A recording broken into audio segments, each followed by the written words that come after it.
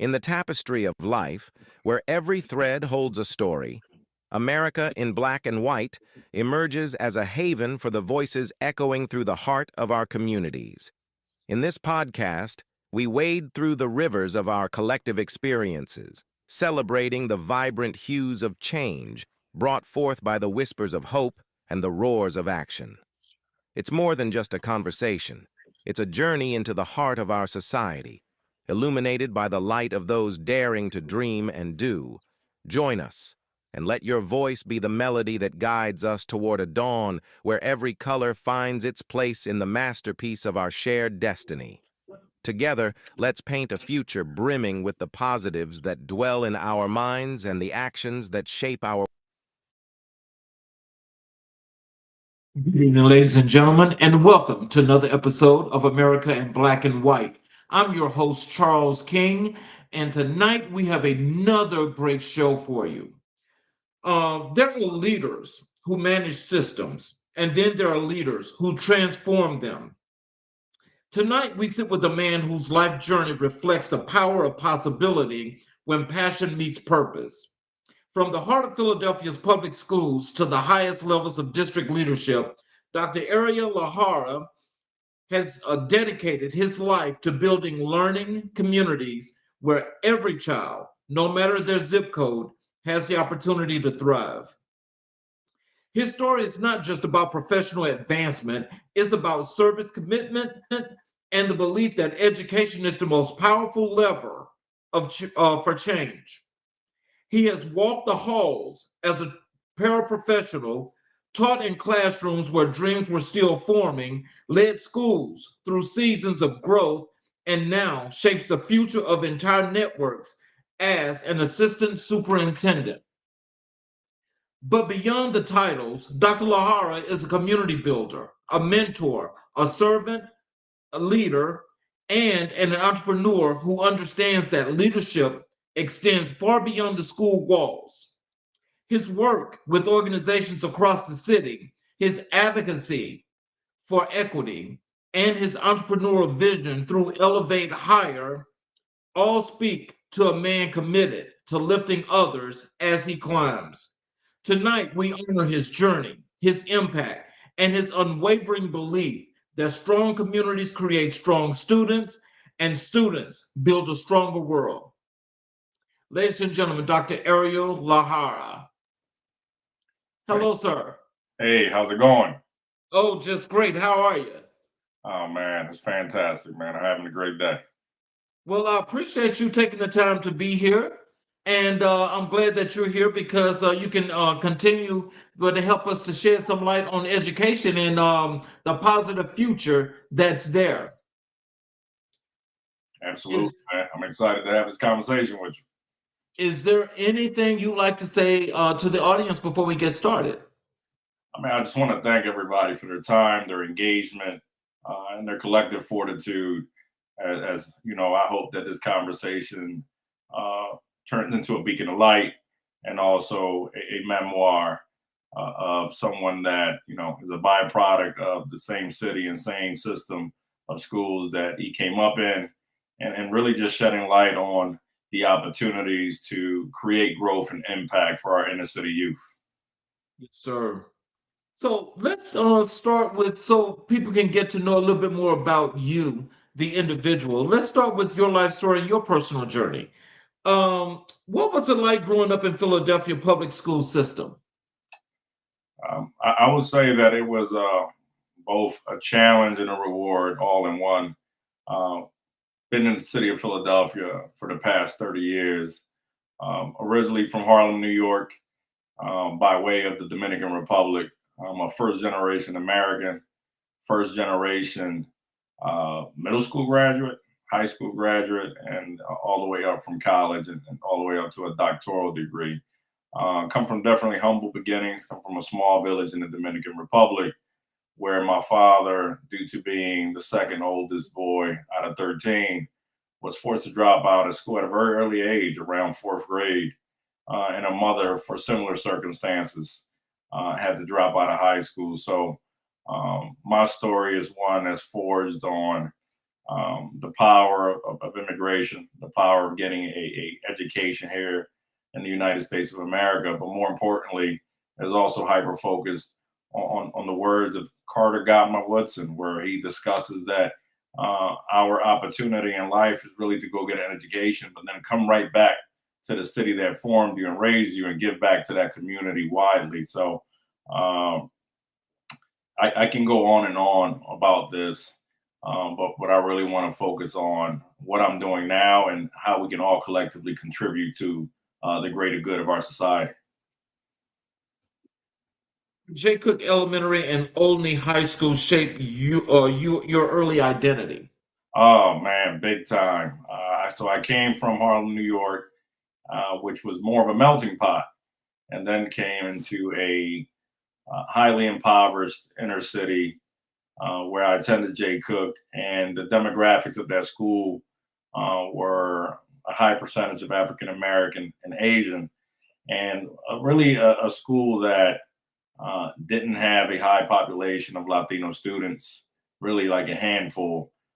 So I had to, at an early age, I understood what social capital was, what cultural capital was, and really allowed me to understand that um, really poverty and socioeconomic status dictates how a society and how children are being educated and what they have to absorb and deal with on a daily basis, way past a origin, color, religion, race, or creed. So I had some decent teachers at Jay Cook, but was too young to understand what a good person was trying to be from the teacher perspective. But by the time I got to Olney High School, and just getting into um, inner city trouble, I had two extremely strong African American teachers, Mr. White and Mrs. Johnson, that showed me that giving up on a student was not something that they were okay with, and because of that, specifically Miss Johnson, giving us chores to do after school so we can earn some additional money, giving us guidance. I remember like yesterday showing me her pay stub, showing me that in this field, if you work hard, you can be successful financially, but mostly you can also be successful with the social reward of impacting people's lives. And I was afforded that opportunity at a very young age. And then after that, Mr. White carried the baton, and I attended Lincoln University, the first HBCU. So he'll come up for any event that I had because at the time I had an absentee father that was dealing with his own things. So he fit in that role and really supported me in a lot of different ways. Gave me X amount of cash for every A that I got, like a young child. But I needed that. I didn't understand the power of a community, and I really didn't understand the power of having a total stranger come into your life and becoming a family member. So the educational system in Philly public schools afforded me those two, and also Mr. Weifels, which drove me himself to college and made sure that I stayed out of trouble and finished out my associate degree that then led me to so many different opportunities. So the transformational power of teacher and education, specifically in inner city, is paramount, and it's really undervalued and misunderstood to the wider and broader society systems around the work that you have to do way above the curriculum to ensure that people that have less than are provided with an ample amount of equitable resources, not only to survive, but to thrive in our society. With that early experience, because that sounds like some real value that you received, Uh, how did that influence or help you into your part of education right now? How did that influence and impact the way you work now? it really embodies my two theories of leadership, which is a combination of transformational leadership and servant leadership, and understanding that there is no higher reward than knowing that you are making a positive impact in somebody's life. And then also understanding that to be successful in this field, you have to go way above and beyond the curriculum. Because in our and really in our worldwide K to 12 education is so hyper focused on subject matters, whether it's math, ELA, social studies, science, and so on. But the understanding that without the human resource in the classroom and really being a human to you at all times, you will lose interest or lose motivation in what you're going to do. So that has positioned me in a way that something I live by. And I tell everyone that works with me, because I don't use the term work for me. The people I work for, I help them understand that you don't work for me, I work for you. As a servant leader, I want to go above and beyond to ensure that I'm meeting the demands of our district, but most importantly, the needs of the consumer, which is whatever stakeholder or constituent I come across, whether that's a parent, a teacher, a student, anyone that needs additional support, anyone that needs to see somebody that looks like them, sounds like them, or comes from their similar origin or background, that with not just hard work and dedication, but that you have to build a community and a network that enriches you, that pours into you, that allows you to be yourself at all times, that really empowers you to understand that you don't have to code switch or be someone else to be successful in life, that the most important person you could be in this world is to be yourself. Someone that consistently gives you that affirmation. It really allows you to come to work and to come do this work that is challenging with a mindset of that we're in this together. We can't do this work alone. And the most collective power that you can have is to have a social network of people that believe in you, pour into you, and know when to push and when to pull all at once. Wow. Who were the mentors or influences that guided you during your formative years? That's those younger years. Hey, listen, man, my mother, I come from a background of parents that don't speak English. So my mother at her, strong age where we're at right now, her 70s, still doesn't speak the English language, uh, never learned how to operate a vehicle, could not advocate due to the language barrier. But she showed me the power of love, the power of hard work, the value of the American dollar, but most importantly, the super value of giving back to your community and ensuring that you're consistently lifting as you climb. So with that said, my mom valued that literally on a daily basis. We made ends meet, and we'll scrap the rest to make sure that we sent resources to our country on a monthly basis. We shipped the box. She comes from an extremely large family. My mother is one out of 28, so she has 27 siblings, and she opened her doors to every family member through the immigration process as they landed to America, and allowed them to live with us for 6 months to a year to really get on their feet at no charge. And also just went above and beyond with the limited resources she had. She made it stretch to ensure that, hey, it's one thing to take care of home, but if you're not helping others, then we're not really meeting the call of life. So she modeled for me that the entire point of getting a seat at the table is one thing, to ensure that you have a voice, but also to dismantle that table and ensure that that table does not impact negatively our community and our people. So she was just a great teacher around how to live life. And then when I encompassed and combined my mom's teachings with my educational background, I was really be able to understand that if I'm not impacting people in a positive way, then I'm not really fulfilling my God-given duties.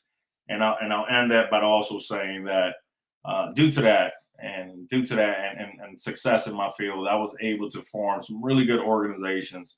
One called Elevate Higher, which hyper focuses on educational consultancy, professional development, keynote speaking, and things of that nature. To really to provide people with a message of empowerment.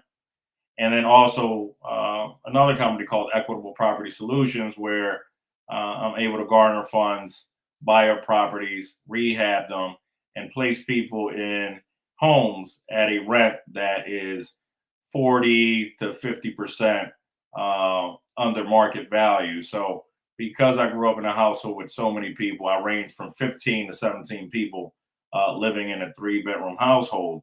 I understood that food insecurity and home insecurity is something that, even though we state that we're the most powerful country, we still battle these these concerns on a daily basis in every inner city, specifically one like Philadelphia, where I work at in Kensington.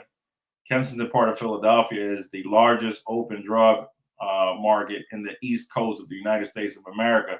So I get to work with a lot of people that are impoverished and also a lot of people that are consumed by some of the societal shortcomings that we battle.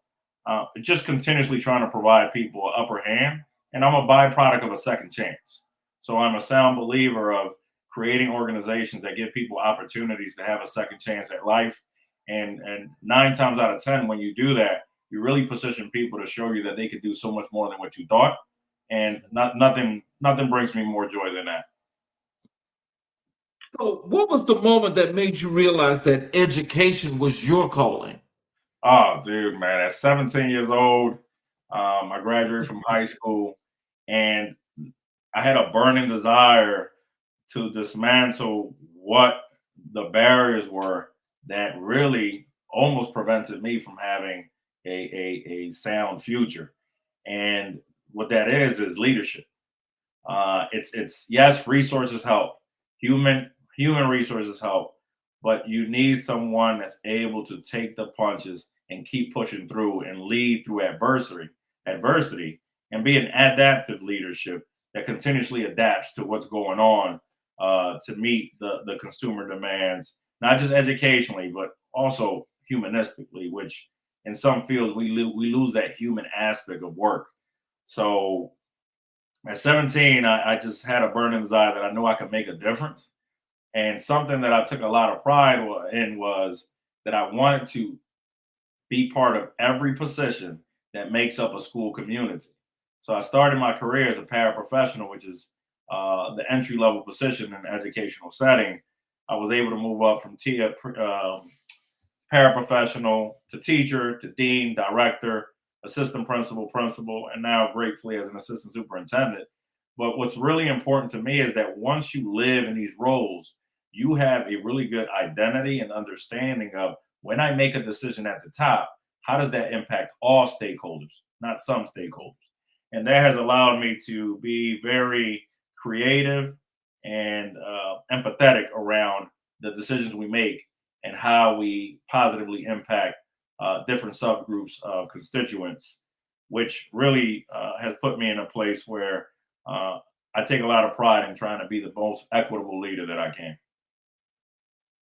Can you tell us, with all of this experience, because you've really touched on an enormous amount of people, how are you able to take the knowledge and the experience that you have and relate it to the people in the community, the parents, the kids, the people that you work with? How are you able to build that bond and solidify their security of understanding that you would get the job done for them as best as possible?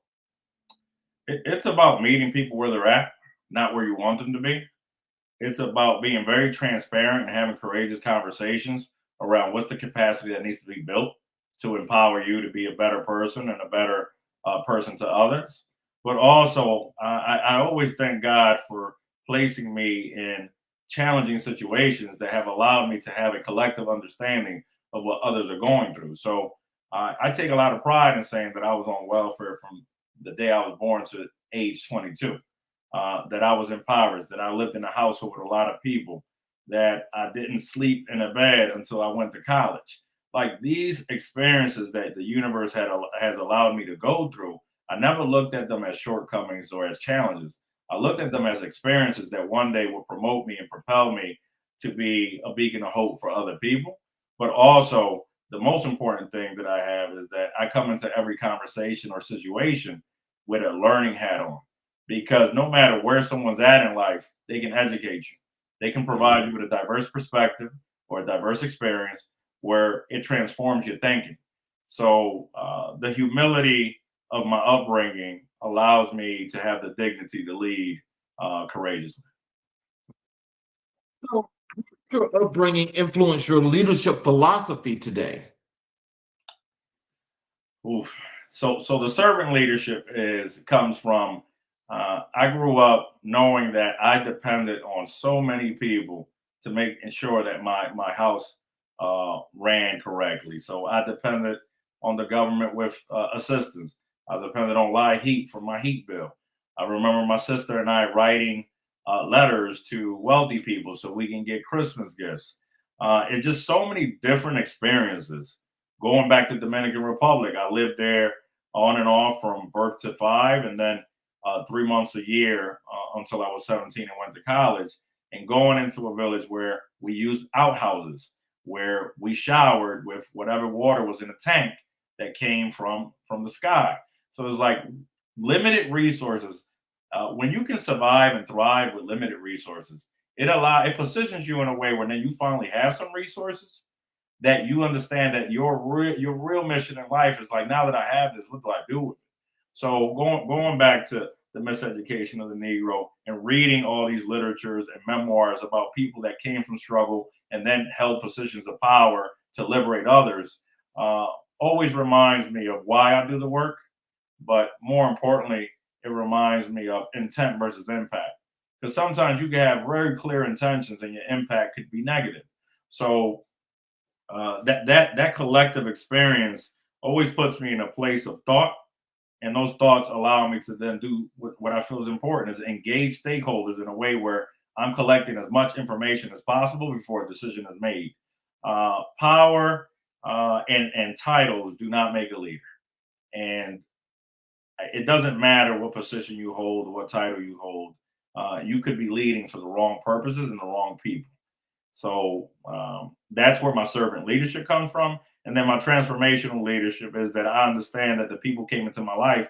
They gave me, they intellectually engaged me. They motivated me. They empowered me.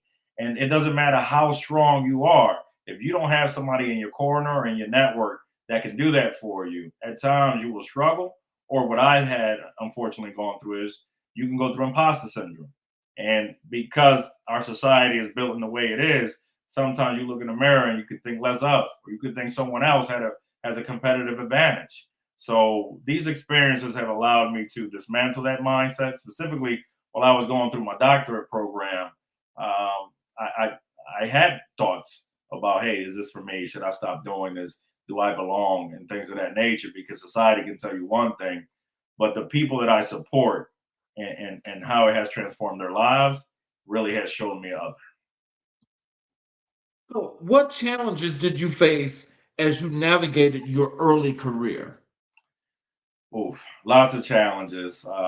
Understanding the community voice and community aspect, understanding that education must be differentiated in a way that allows access for all students in the classroom, creating cultures where failing forward is celebrated. Uh, we come from really our society in itself, but almost every industry, it's a performance industry, and even in mines. And sometimes you can fall victim to thinking that if you're not performing or you're not executing or you're not achieving, that you're not being successful. But what I've learned the most is that every success story is not catched in a spreadsheet. The data doesn't tell all of the story. It tells the quantitative perspective, not the qualitative. So I began to find a lot of joy in other things that did not come up on a scale of success or not success, which then led me to redefine what success is for people. And what that really is a differentiated scale and a spectrum, because success for one person could be totally different from others. Some might measure success on a monetary value. I started my career making $27,000 a year, and I went to work happy every day because I saw the collective value that I brought to that population of people I was serving. But I also saw how I was transforming their lives. So I very early in my career, I did not connect money with success. I only collected value with success, and that's what still matters to me to this day. As a paraprofessional, impact the way you lead now? Oh yeah, big time, man. So I started my paraprofessional career in Oxford, Pennsylvania, right outside of Lincoln University, with what I would say one of the most diverse communities I've ever served.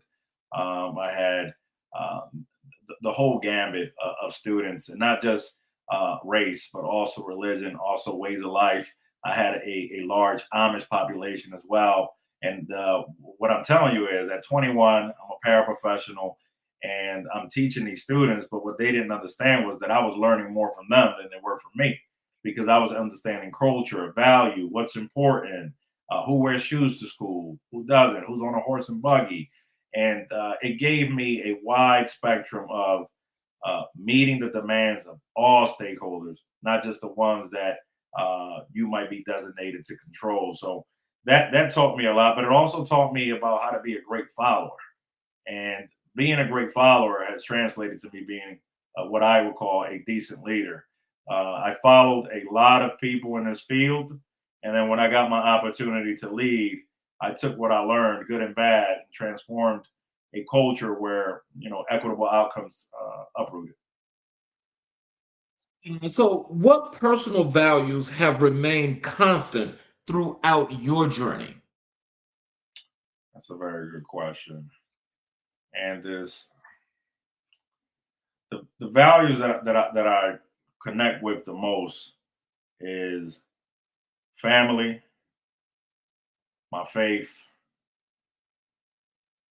and most importantly, outside of those two, how can I be of service to others? Those values have remained with me to this day and continue to be. And now my challenge now is how do I promote that for people in a way where it doesn't feel like I'm pushing it on you? And what I've learned is that you have to model the behavior you want to see, but then you have to hold yourself accountable to be very consistent around that behavior because we just cannot be what we do not see. And then after we see it, we need to see it consistently. So holding myself accountable to that degree allows me to make deposits in so many people's lives. And then my mantra, and everybody that I know that has worked with me in any capacity knows that my mantra is pay it forward. I'm in a position where, through the grace of God, it's not that I want something back from you, is that I want you to give it back to someone else. And I love that, and it's been able to happen.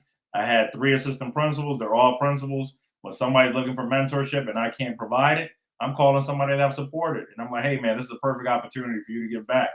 And I love the community that I've built because everybody now has a very similar mindset around how we approach life and work. You know, and tell me, how do you manage to separate, your private life from the personal aspects of the work that you do? Because I know that means that you're actually interacting with a lot of people on on the real serious personal levels. It's that might be my one boundary that I struggle with because I fall in love with people. I fall in love with people, and I don't fall in love with your potential. I fall in love with what you're doing right now. Potential is a myth. Who you are right now is reality, and it's about building capacity.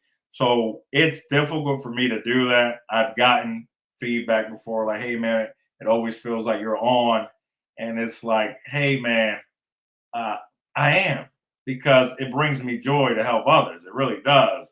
Now, I thank God that now I have, you know, other outlets to release that, but I don't shy away from an opportunity to helping somebody. I really don't.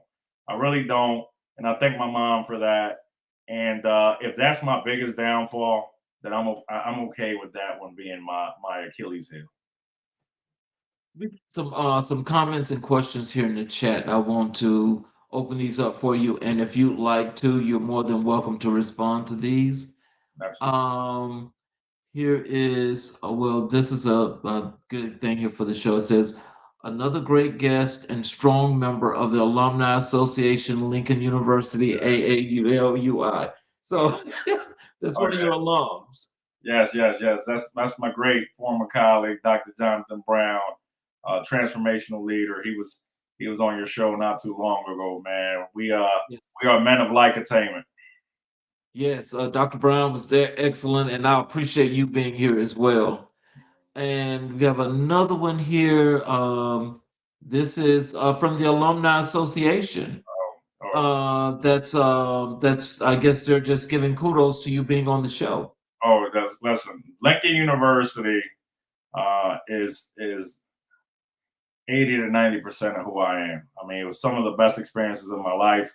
I had some amazing professors that poured into me in a way that no one has before, and it really allowed me to understand that in life there's no need to code switch. What you can do is adjust to your settings. So in other institutions and other organizations, they might ask you to do that. And my question after that is always, so whose code am I switching to? And because of that, I've have a courageous mindset that I can adjust to your setting, but I have to bring my 100% authentic self with me. And I take a lot of pride in saying that I'm a Lincoln alum because of that and so many other things. Let's transition over to your educational leadership and your assistant superintendent work. What does leadership look like at the system level compared to the school level? So a lot of things. So I'll start by saying the principal job is the favorite position I ever had because you are the CEO of a single organization as a principal, and you get to see your students every day. You get to see your staff every day. And then you're not really focusing on year over year data. You're focusing on like a 3-year cohort data. You're making improvements on the fly. So that work allowed me to be a member and part of that community, part of fabric of that community to this day. The way you're able to transform the mindset and shift the mindset of community members, it's just like no other. At the systems leader level, you have to be 100% okay with being in the background, and you have to be 100% okay with knowing that your efforts might not shine, but if they shine for someone else, that's okay as well. You also have to deal with the political aspect of the job, with making extremely hard decisions. I carry a portfolio of 15 schools, so it is pretty massive to be able to move around from one location to the next. Also, at times, it can feel difficult on a personal level that I can't make it to every school as much as I want to. And you really have to factor in where your schools are at, tier them, identify what's the most equitable outcome, deputize your team, and trust a lot of people to be able to carry out a mission and vision. So it's very similar, but on the aspect of leading, it has elevated my leadership skills to be able to handle a portfolio of 15 schools with about 7,000 students, but also ensuring that you're meeting the needs and demands of everybody in each school. Those are some of the biggest differences of it. I love them both, but I personally will say that the principalship is like no other because you get to live out every dream you had. You know, if you want to sing, you can do karaoke for your kids. You want to get into a Santa suit, you can say Merry Christmas to the kids. I was able to really do it all. But at the system leadership level, I've been at this position now for 6 years, and I have fallen in love with the major impact that you can have in a large sample of population of students that I have, which is about 7,000. Is there one system that needs more work than the other? Yes, yes, yes, yes, yes, yes, yes.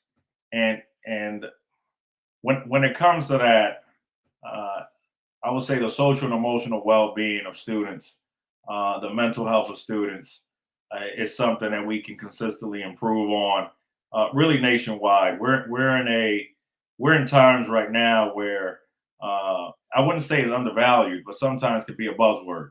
I think that my district does a really good job with providing mental health services for students and staff, but also we start our day with a community meeting that hyper focuses on social and emotional learning, that allows and creates a space and an atmosphere for students to be vulnerable, for students to be able to discuss topics that have nothing to do with what's about to roll out on a school day, but can have a drastic impact on how they're going to perform that day. So we're doing a good job. I always think that we can do a better job of securing our students' integrity and mental health and social emotional well-being at the school setting. How do you build trust and alignment across an entire network of schools? Because that's got to be a lot of work for you. Yes. Know how you could do that in one day. Well, one day is impossible, but I go by this. Life to me is about gifts and talents. My gifts Mhm. come from the Almighty. My talents come from my experience and my education that I have, secured in multiple institutions. One of my largest gifts is being able to build community. And oh, with building community, you have to understand that you have to create a shared vision. You have to create a community where community input supersedes your input. And you have to have a level of vulnerability that allows you to take feedback from your stakeholders on a daily basis. When people's voices, messages, and feelings are married to the decisions that we're making, then you are creating a collective front. And also, as you continuously make deposits in people's lives, then you can have the audacity to make a withdrawal. So I'm not asking anyone for anything until I have made a plethora of deposits in you, your leadership, your personal life, whatever the case may be, because uh, people are not going to trust you just because you know something. They're going to trust you because you consistently show up for them in a way that either A, they've had before, or B, they've never had. It's one or the other. The consistency piece is real, but the biggest piece I would say is creating that atmosphere where you are, as the leader, you're receiving feedback a lot more than you're giving it. So every time I have an experience with stakeholders, whether it's parents, students, or staff members or leaders, is hey, here's a survey. Give me your feedback on today's experience. How can we improve it? Oh, let's have these one-on-one chats. How can I improve my practice? How can I support you better? Once you shift it from leading from the bottom up, not the top down, then you can possibly create an atmosphere that allows you to thrive in your leadership. But most importantly, go to work every day and be happy about the work you're doing. Strategies contributed to the significant gains in state assessments under your leadership.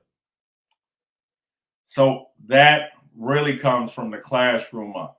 And what that means is if what we've done is creating atmospheres in the classroom that are really student centered and that are full of joy. When you hear student centered or joy, you might say, "Hey, how do you measure that?" Well, there are some metrics that I follow, and some of those are when I go into a classroom, are we celebrating failure and success simultaneously? Are we creating an atmosphere where students want to participate in the conversation?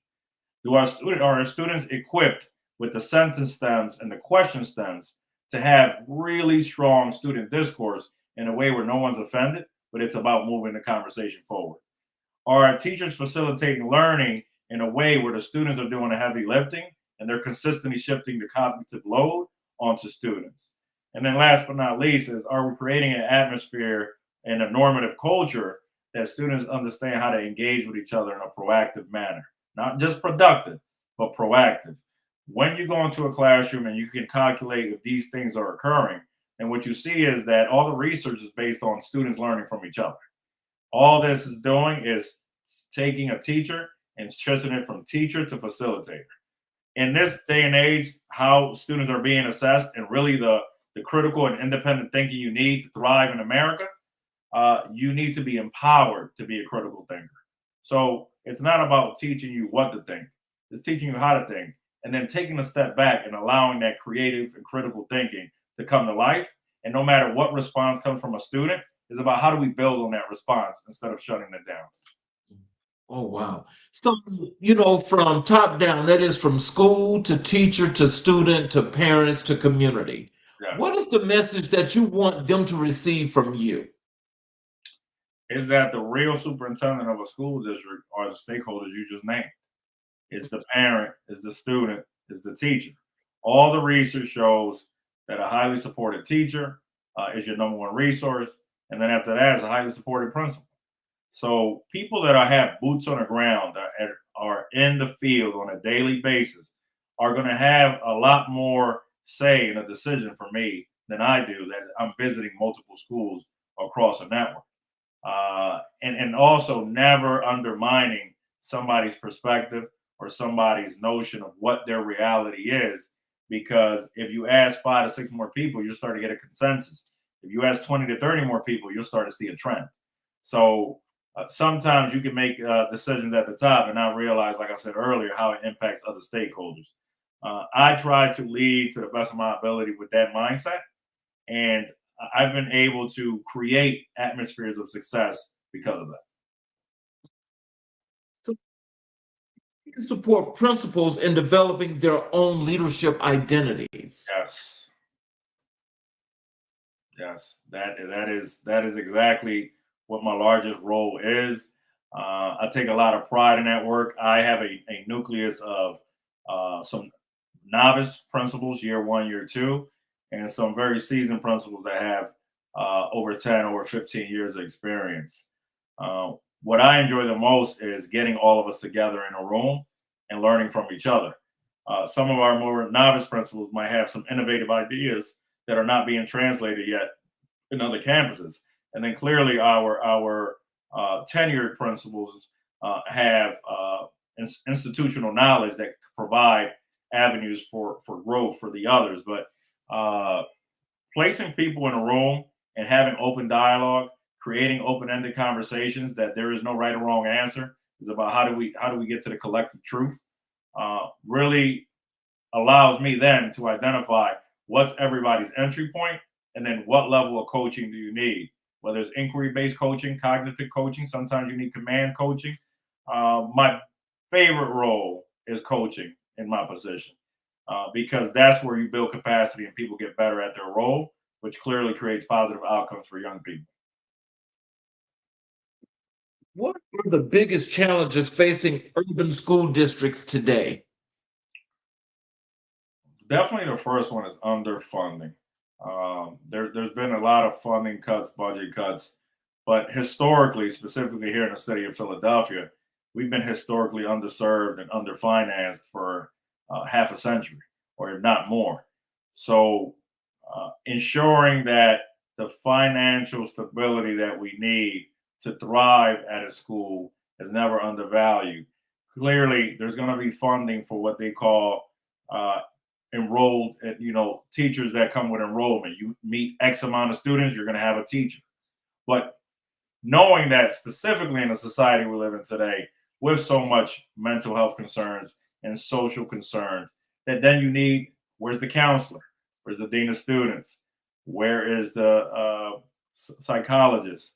Where is this? There's so many pivotal pieces to ensure that we are educating children uh, holistically. I believe in educating the whole child mentally, physically, and socially. So there has to be other pieces involved, but also then parent universities and parent trainings around how to best support your child, not just academically, but with the other words that I've been using, socially and emotionally. So I would say the underfunding is our biggest challenge. And then after that is after you get the funding, understanding how to fund your plan. So not just throwing money at a problem never solves it. Having a plan and then understanding this is the budgeted dollars that I need to bring it to life translates to outcomes a lot better. So if one is the funding, and then two is really how we're using the funding. Because I've been part of other districts and communities where the money has been there, but the outcomes didn't align. Go to your principalship and school level impact. During your time at Luis Munoz Marin Elementary, what drove the school's 3 consecutive years of progress? Ooh, that was healthy for the constituents and borderline unhealthy for me at times because, uh, it was a dream come true. I'll start there.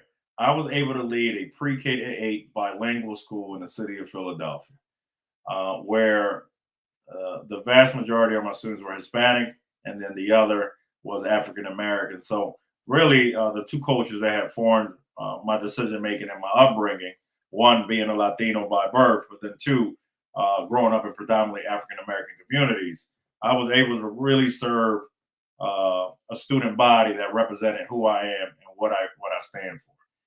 Because of that, I didn't mind putting in a lot of hours, but that's personal. What really brought that to life was galvanizing towards this amazing mission around one, believing that our students can and will achieve, and then two, understanding that if we're not all dancing to the same beat of that drum, we're not going to get there. I was blessed to have a staff and cultivate a staff that really understood that challenge and not only took it professionally, but they took it personally.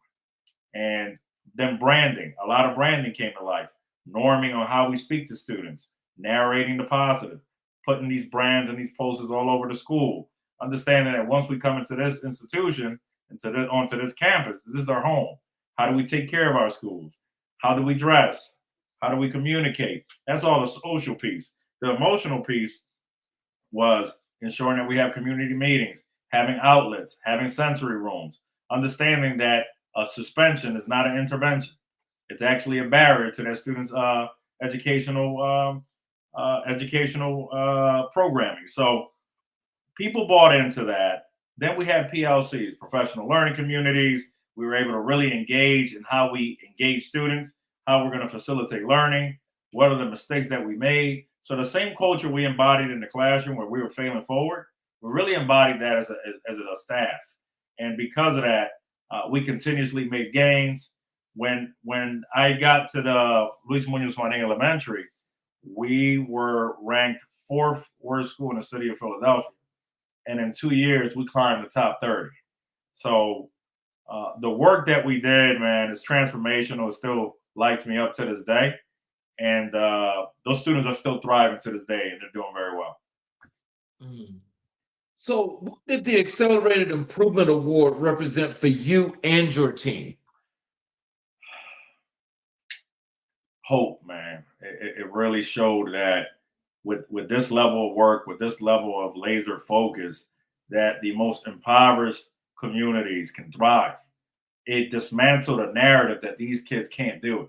These kids can't learn. These kids this, these kids that. Something that I really is the reason why I came into education, because I was in some settings in my K to 12 experience where there were just very low expectations, where people were just okay with you just doing all right, not believing that you could do more. So that gave me not only a sense of belonging. I was 30 years old when I became principal, and I had to deal with anybody that has some youth to them and any industry deals with. Is this person ready? Can they lead? Did we make the right decisions? Not only did it prove them right, the people that hired me, but it also proves some naysayers wrong. But most importantly, it gave the students a beacon of hope that it doesn't matter where you come from. And I believe in that. I don't care what your zip code is. If you put the right leader and the right staff in any community, that community will thrive. So it gave me a sense of belonging. It gave me a sense of we can do this, but it continuously empowered me and kind of recharged me to keep doing this work at a grander scale. You build a culture where teachers feel valued and students feel seen. Humility with dignity, humbleness with pride. What does that mean? It means meeting everyone exactly where they're at. And I'm not talking about educationally or mentally. I'm talking about just humanistically. You know, what does that mean for me? I made sure that I rotated my cafeteria periods and just sat with kids and ate lunch. At recess, I made sure, hey man, let's go shoot some hoops. I'll tell you another thing. During my tenure, I was the only principal in the entire district that operates 300 schools that was also a coach. So I was a volleyball coach for the students. I was a flag football coach for the students. I understand that you cannot be a leader until the people believe that you can lead. And by the people, that means the constituents that you serve.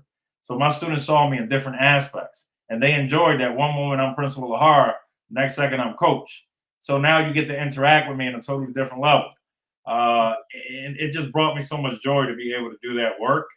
But I understand that when you meet people where they're at, they begin to understand that you have an open mind, and they begin to understand that you care about them. People don't care how much you know until they know how much you care. And that's something I lead with.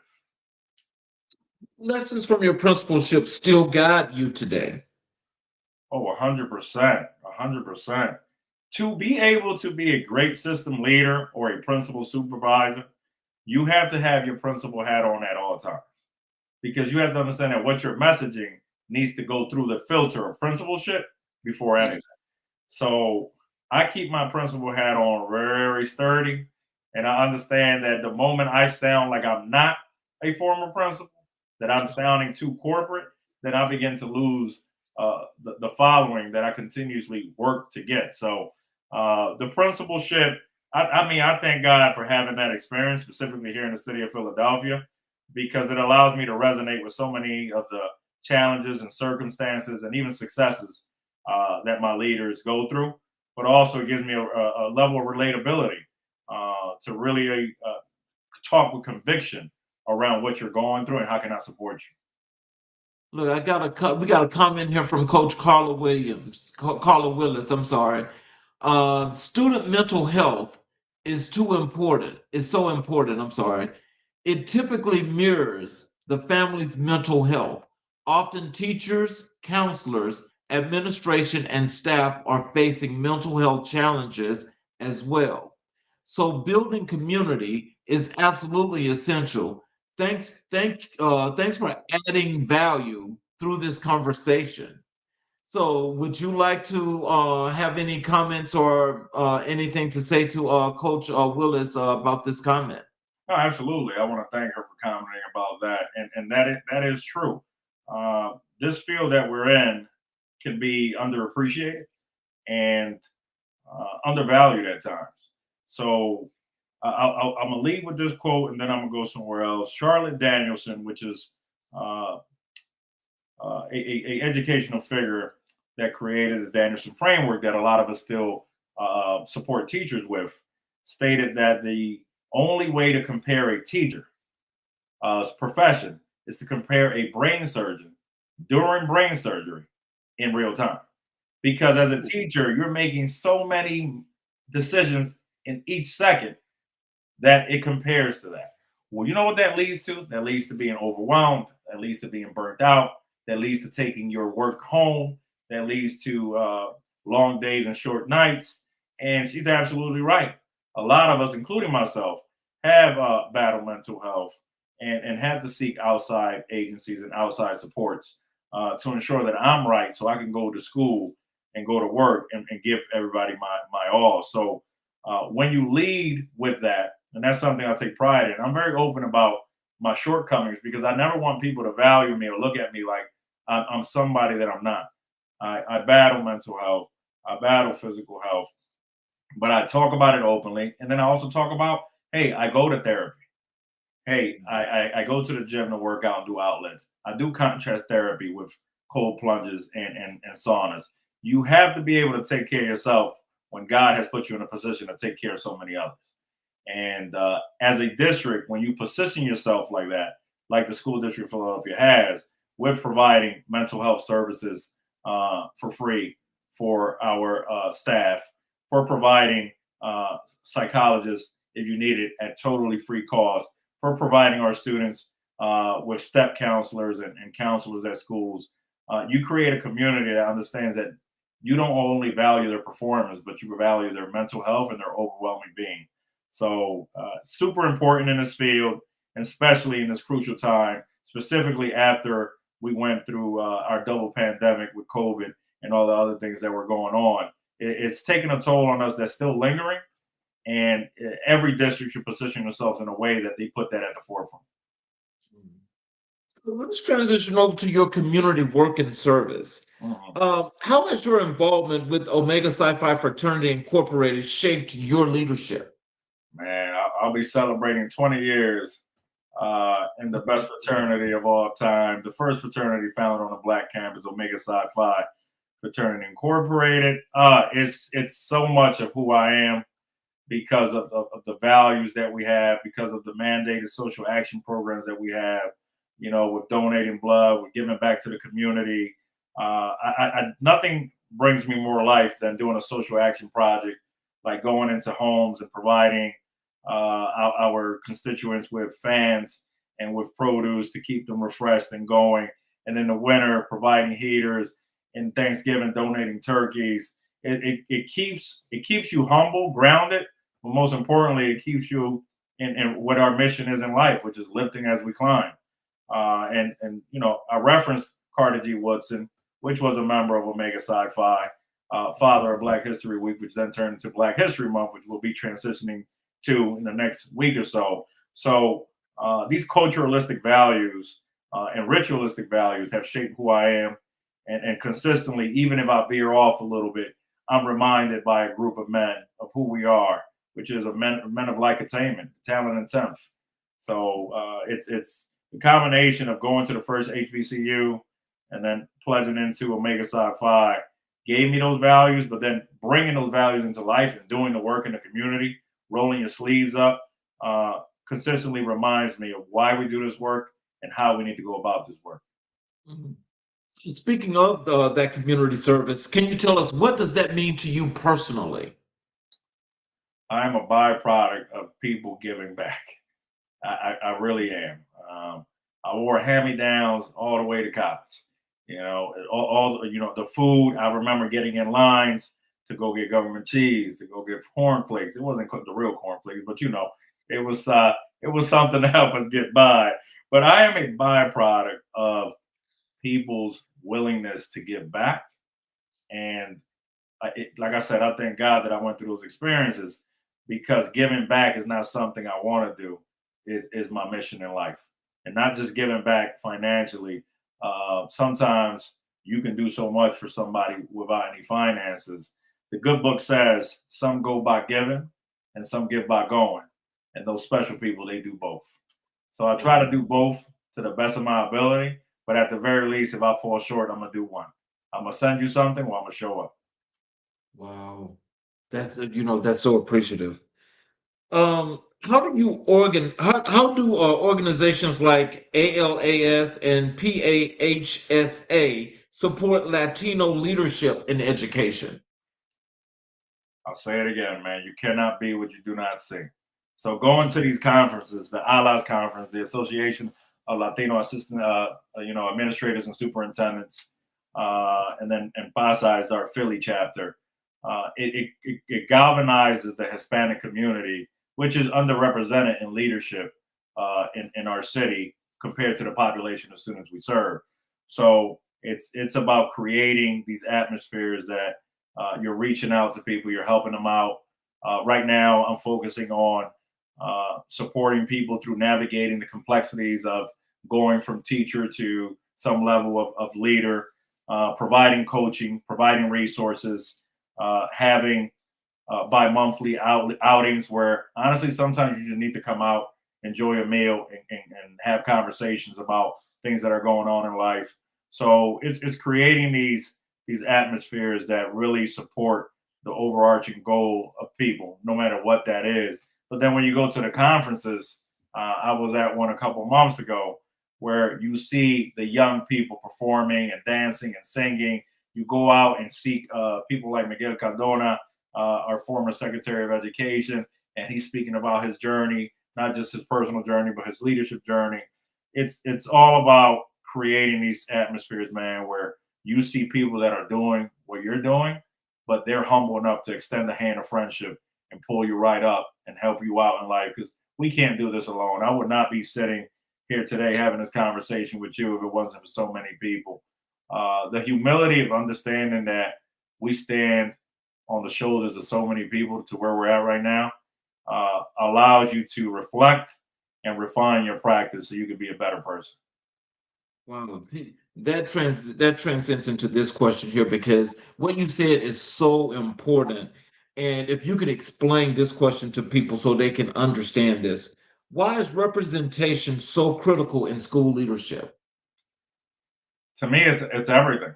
It's everything. Uh, in the inner city is easy to create two mindsets. One, I'm a product of my environment. Two, I have imposter syndrome. I've suffered from both. I've had a lot of shortcomings. I went through a lot of, let's say, challenges before people in my life came into my life and righted my ship. What that means to me is